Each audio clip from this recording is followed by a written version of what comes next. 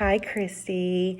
I just finished reading your post, and uh, I actually work as a school counselor here in the Metro Atlanta area. And for this past year, um, my school district was probably the only school district that remained virtual. So I do work in a high needs population. And so, whenever you work in a high needs population, that tends to have more stress. Um, uh, we tend to experience low parent participation. So, as a counselor, as a teacher, educator, period, you have to put in more time, you have to put in more work with these families and these students. And just today, I found myself questioning, do I want to stay in this profession?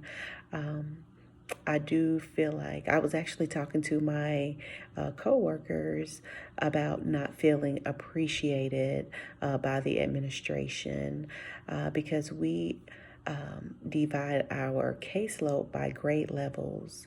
And it's okay for ninth grade, 10th grade, and 11th grade, but it gets very, very challenging 12th grade because you have students that are trying to go off to college. You have students that are trying to go into the military.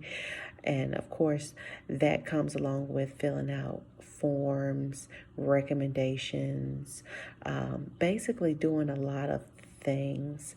And before this year, we had divided the caseload by alphabet. So therefore, everyone had their part. They were doing their fair share. So everyone had ninth graders, 10th graders, 11th graders, and 12th graders. So the load was not as heavy. And being that we were in a pandemic and virtual, as a team, as a counseling team, we did not feel like it was in the best interest of the students for us to change, as well as for us, because we know that it's hard to find these students, especially if they're not wanting to go to class or log on.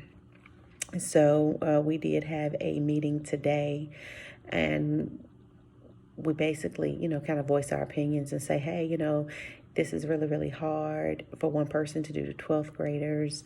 And we basically were shut down, like, by administration. We felt like we weren't appreciated. We felt like our feelings weren't validated on how we felt. I know that we felt a lot of burnout and a lot of stress this year, especially with being the 12th grade counselor.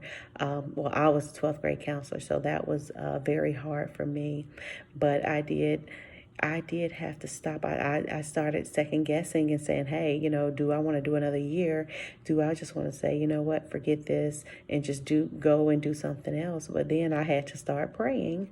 And, that's that whole, faith and just praying and just trying to find another meaning to do what I'm doing. And one of my other coworkers, she is a Christian. She's in the church real heavy, and she just was just saying that you have to pray about these things.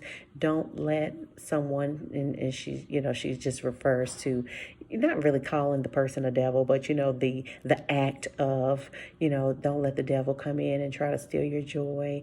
And so I, as with reading your discussion question, just made me think like, wow, I just thought about this today because I'm just so over it. But I really enjoyed reading your post, and thank you for your contribution.